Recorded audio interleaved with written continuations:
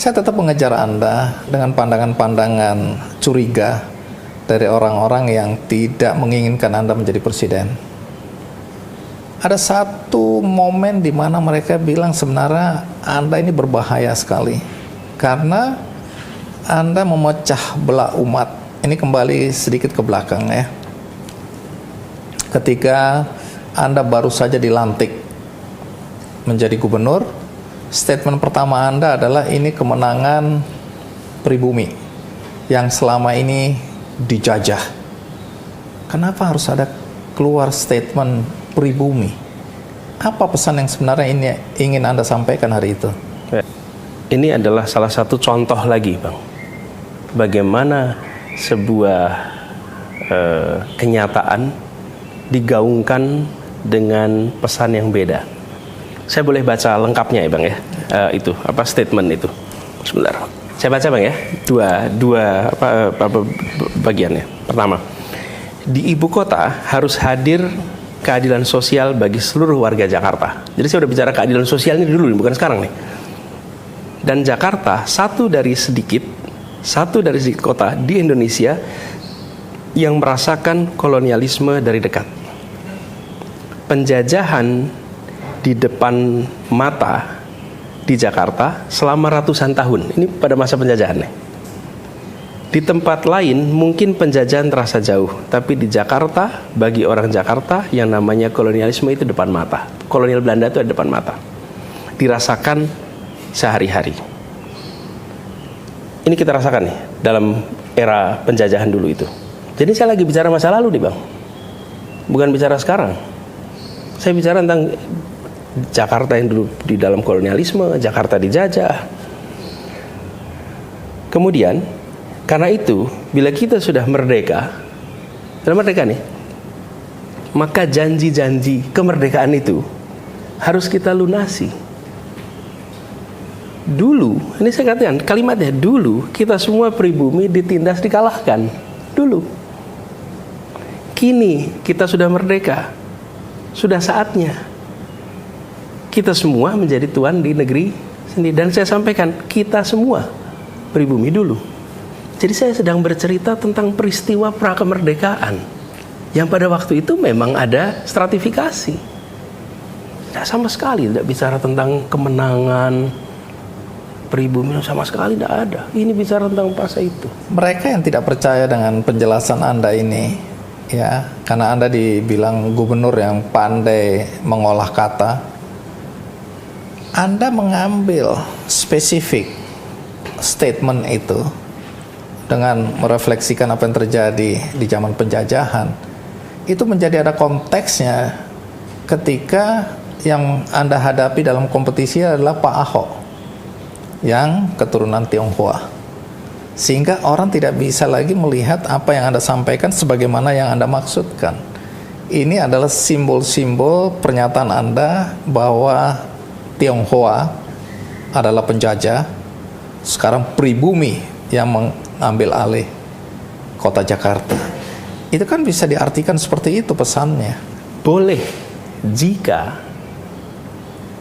sesudah itu saya tidak bertugas. Oke? Sesudah itu saya bertugas. Sesudah saya bertugas di Jakarta, apakah dalam bertugas diskriminatif? Apakah dalam bertugas menunjukkan sikap membeda-bedakan? Kalau sangkaan itu benar, maka selama saya bertugas ada diskriminasi, ada pembedaan. Nyatanya tidak. Justru merangkul semua. Sekali lagi, orang yang tidak menghendaki Anda jadi presiden ini ya, punya argumentasi berkaitan dengan Anda selalu menyebut, silakan lihat rekam jejak. Rekam jejak Anda yang menjadi dosa Anda yang selalu disampaikan berulang-ulang. Dan ini beredar di masyarakat. Anda kan dulu bilang bagaimana kita harus merajut tenun kebinekaan. Tapi justru di era Anda membiarkan masjid-masjid, membiarkan pendukung Anda menggunakan politik suku, politik agama, sehingga sampai hari ini dampaknya kata orang sangat dirasakan adanya konflik. Bahkan ada yang bilang kadrun, ada yang bilang kecebong dan seterusnya. Itu gara-gara Anda. Jawabannya adalah lihat pada kenyataan. Bukan hanya lihat apa yang saya sampaikan, Bang. Lihat pada kenyataan. Kenyataannya yang disebut sebagai polarisasi, bahkan sampai retak, robek kalau tenun kebangsaan, itu tegang sudah mulai 2012. Di 2015 mulai makin kuat. Saya belum jadi calon gubernur, Bang. Itu sudah rame. Saya masih tugas di Kementerian Pendidikan Kebudayaan. Apa yang Anda sampaikan ini? Poinnya adalah polarisasi sudah, bicara identitas itu sudah terjadi sebelum saya menjadi calon gubernur. Bahkan narasi baik yang pro Pak Basuki maupun yang anti Pak Basuki itu sudah ada sebelum saya jadi calon gubernur. Sudah ada di situ. Keramaian itu tinggal dilihat aja di catatan sosial media, di catatan media-media. Kampanye misalnya, lebih baik Muslim tidak korup daripada pemimpin non Muslim tapi tidak korup daripada Muslim tapi korup misalnya. Terus yang satu bilang harus pemimpin harus beragama Islam. Itu kan tema-tema yang sudah ada sebelum saya calon gubernur, Bang. Jadi saya merasa ketika saya mendapatkan panggilan tugas calon gubernur, justru saya ingin mengembalikan yang robek ini. Karena sudah terjadi sebelum saya jadi calon gubernur. Boleh dicek di semua data. Saya menjadi calon gubernur bulan September tahun 2016. Keramaian ini sudah terjadi bertahun sebelumnya. Satu lagi klarifikasi mengenai apa yang Anda lakukan melalui rekam jejak Anda ketika kampanye. Karena ini juga selalu menjadi dosa Anda ya. Yaitu ketika Anda membiarkan pendukung Anda ya menggunakan isu agama ini. Anda tidak pernah melarang, bahkan di masjid-masjid ada tulisannya tidak mau mensolatkan orang-orang yang memilih pemimpin yang non-muslim. Anda diam aja tuh. Jadi Anda membiarkan sebenarnya keadaan ini dan Anda mengambil manfaat dari situasi yang menguntungkan Anda ini.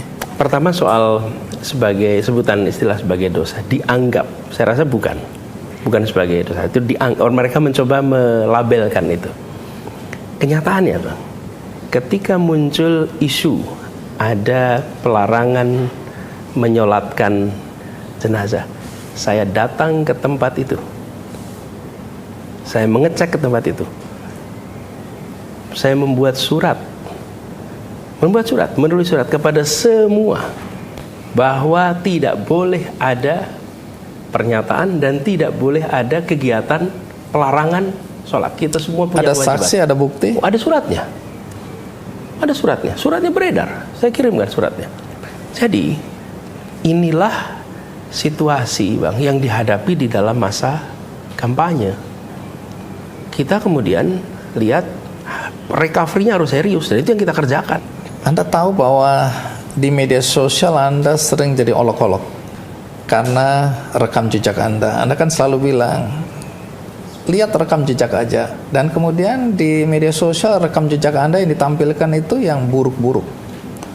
Saya mulai dari sumur resapan.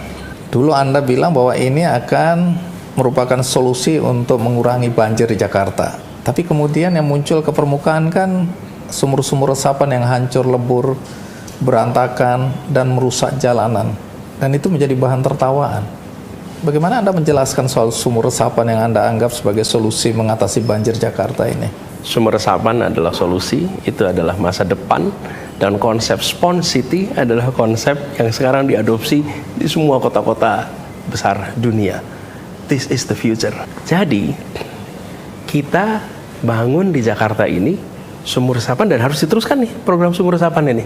Saya bersyukur program ini sekarang akan diteruskan. Kenapa sumur resapan ini merupakan solusi? Bahkan saya dengar di IKN ini akan digunakan juga konsep sumur resapan ini.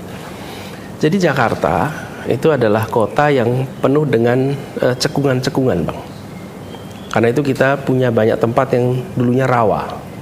Rawa bebek, rawa belong, rawa mangun. Itu semuanya adalah rawa-rawa, tempat yang rendah. Saya beri ilustrasi aja. Di ITC Fatmawati dengan Jalan Fatmawati itu turun ke bawah jalan raya, itu turun ke bawah bisa sampai 1,5 meter jalannya.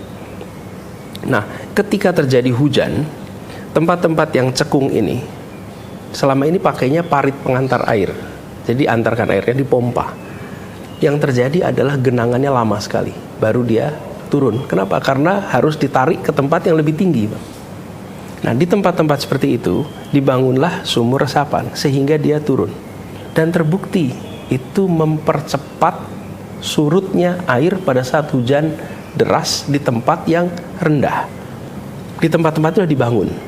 Ada dibangun 27.000 waktu itu yang pertama kali. 27.000 lubang dibangun sumur resapan.